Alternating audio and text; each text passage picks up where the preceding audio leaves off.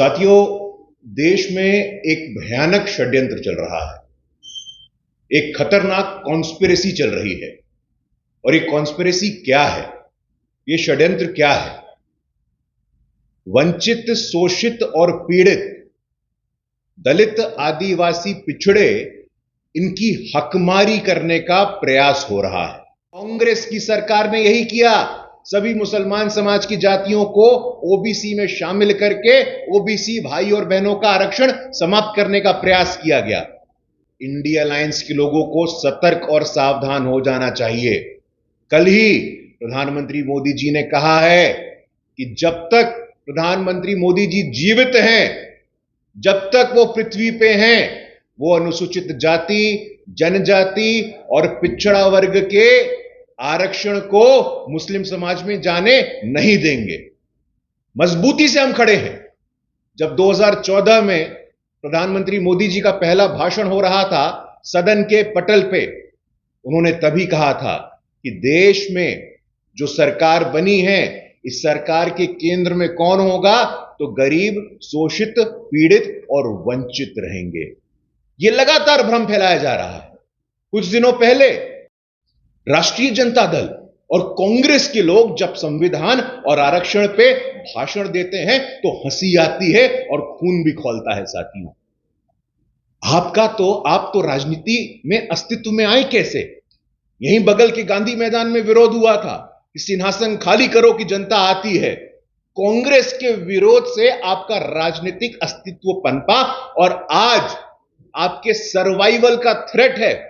आप पॉलिटिक्स में सर्वाइव नहीं कर सकते तो उसी कांग्रेस के तानाशाही आपातकाली लोगों के गोद में बैठे हुए हैं। मैं पूछना चाहता हूं आपसे साथियों, मौलिक बात इतनी सी है कि ये जितने भी परिवारवादी लोग हैं, ये आरक्षण और संविधान को ढाल बना रहे हैं। They are using it as a shield. और शील्ड क्या? शील्ड छुपाने के लिए अपने भ्रष्टाचार को, अपने परिवारवाद को, अपने तुष्टीकरण की राजनीति को। इन लोगों को बर्दाश्त नहीं होता है। ये जितने भी इंडिया अलायंस के लोग हैं, आप उत्तर से लेकर के दक्षिण तक देखिए। मैं चुनौती देता हूं, मैं पूछना चाहता हूं, आप इस बात को स्वीकार नहीं कर सकते हो, आप इस बात को बर्दाश्त नहीं कर सकते हो कि संविधान के सर्वोच्च स्थान पे एक आदिवासी की बेटी आज बैठी है। क्या क्या बोला गया था उनके खिलाफ? कांग्रेस के नेता विपक्ष अधीर रंजन चौधरी क्या बोले थे? कांग्रेस के राष्ट्रीय प्रवक्ता उदित राज क्या बोले थे? मैं नहीं बोलना चाहता हूं, लेकिन आपके माध्यम से मैं पुनः बोलना चाहता हूं कि इन लोगों को अपने बर्दाश्त करने की क्षमता बढ़ानी चाहिए, अपने पाचन तंत्र पे काम करना चाहिए। आदिवासी की बेटी संविधान के सर्वोच्च स्थान पे बैठेगी। अति पिछड़ी जाति में जन्म लिया व्यक्ति, सामान्य परिवार में जन्म लिया व्यक्ति इस देश का इतना ताकतवर प्रधानमंत्री है तो बर्दाश्त करना सीख लो। इंडी गठबंधन वालों, हम बोलना चाहते हैं आपसे, नीट में आरक्षण कब से मिलना प्राप्त हुआ है? मैं पूछना चाहता हूं आपसे। ऑल इंडिया कोटा तब कब से मिला है? साथियों, इनकी ये जो कॉन्स्पिरेसी है, इनके जो षड्यंत्र है, उसका एक उदाहरण मैं आपके समक्ष रखना चाहता हूं।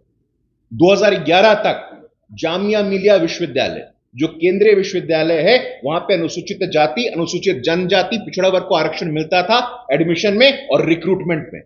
लेकिन 2011 में इस षड्यंत्र की पृष्ठभूमि देखो आप, कि जामिया मिलिया हो, अलीगढ़ मुस्लिम विश्वविद्यालय हो, उसको माइनॉरिटी इंस्टीट्यूशन का टैग देकर के पिछड़े वर्ग के आरक्षण को समाप्त किया गया। तो जामिया मिलिया, अलीगढ़ मुस्लिम यूनिवर्सिटी, कर्नाटक, आंध्र प्रदेश, ये डिजाइन के तहत, योजना के तहत, स्ट्रैटेजी के तहत हकमारी का प्रयास कर रहे हैं, जिसको हमें किसी भी कीमत पे कामयाब नहीं होने देना है।